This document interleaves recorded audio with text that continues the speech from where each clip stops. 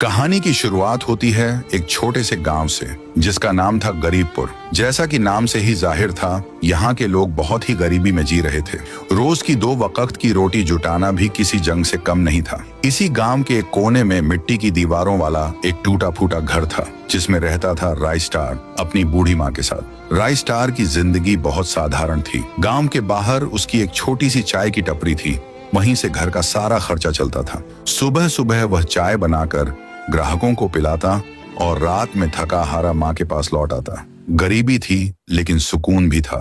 लेकिन किस्मत को यह सुकून पसंद नहीं आया। एक दिन राइस्टार अपनी माँ को शहर के बाजार ले जा रहा था बाइक पर। रास्ता सुनसान था तो उसने रफ्तार थोड़ी तेज कर दी। माँ ने कहा, बेटा धीरे चला।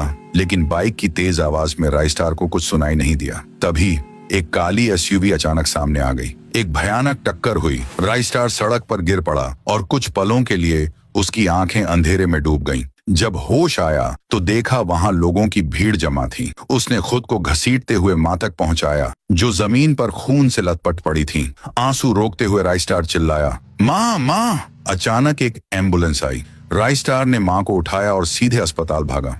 अस्पताल में डॉक्टर ने जांच के बाद कहा, आपकी माँ को बचाया जा सकता है लेकिन उनकी हालत बहुत नाजुक है। ऑपरेशन तुरंत करना पड़ेगा और इसके लिए 10 लाख डायमंड का इंतजाम करना होगा। राइस्टार जैसे सुन्न हो गया। डायमंड इतने कहां से लाऊं? उसकी आंखों में बेबसी थी और दिल में डर। उसी पल अस्पताल के बाहर एक काली लैम्बोर्गिनी आकर रुकी। उससे उतरा एक आदमी काले सूट में, चेहरा सख्त और नजरें तेज। वह सीधा राइस्टार के पास आया और बोला, सुन है तुम्हें पैसों की जरूरत है? राइस्टार ने कहा, हाँ, मेरी माँ की जान खतरे में है।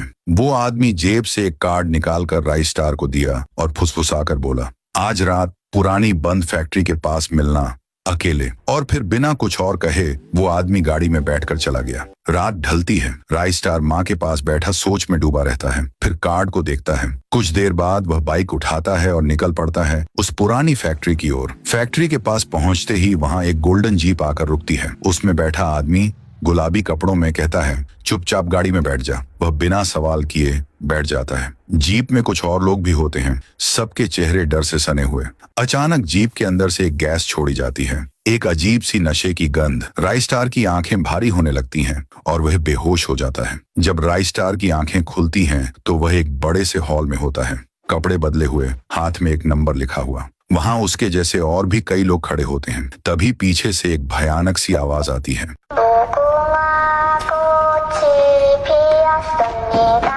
राइस्टार मुड़ता है। एक बड़ी सी डरावनी डॉल उसके सामने खड़ी थी।